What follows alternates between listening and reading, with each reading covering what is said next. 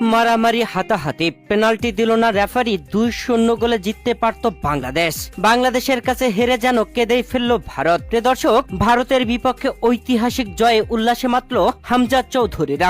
AFC Asian Cup qualifier ম্যাচে ভারত বাংলাদেশ খেলতে নামে, যেখানে মাঠে নেমে শুরু থেকে টানটান উত্তেজনা আর হাড্ডাহাড্ডির রুদ্ধশ্বাস এক লড়াই। যেই লড়াইয়ে বাংলাদেশের কাছে তাল মেলাতেই পারল না ভারত, 1-0 গোলে পরাজয়। ম্যাচের 11তম মিনিটে রাকিব হুসাইনের দুর্দান্ত অ্যাসিস্টে গোল আদায় করেন মোরসালিন। 7 নম্বর জার্সি পরিণত মোরসালিন যেন বাংলাদেশের রোনালদো।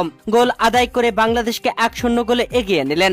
শেষ পর্যন্ত খেলে সেই গোল আর পরিশোধ করতে পারল না ভারত। 1-0 গোলেই বাংলাদেশের বিপক্ষে লজ্জাজনক পরাজয়। যদিও ম্যাচে একাধিক ঘটনা ঘটে গেছে, ফাউলে ছিল ভরপুর। মাঠে একাধিক ফাউলে রেফারিও ছিলেন বিরক্ত। তবে ম্যাচের 34তম মিনিটে ঘটে যাচ্ছিল এক বিতর্কিত ঘটনা, যেখানে তপু বর্মনকে ধাক্কা দিয়ে ফেলে দেয় ভারতের বিক্রম সিং। এরপরে তপু বর্মনও খেপে যান, হয়েছে হাতাহাতি, তবে হতে যাচ্ছিল মারামারি।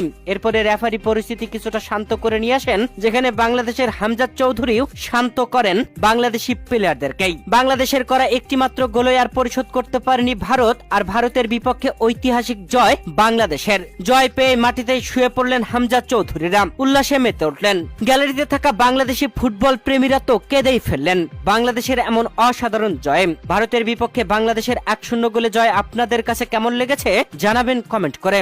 তবে ম্যাচের 81তম মিনিটে বাংলাদেশের পাওয়া একটি পেনাল্টি দেয়নি রেফারি। যদিও এমন মুহূর্তের হ্যান্ডবলগুলো ধরা হয় খুবই কম, তবে ধরলেও ধরা যেত। বাংলাদেশ 2-0 গোলে জিততে পারত যদি এই পেনাল্টিটা দিত রেফারি।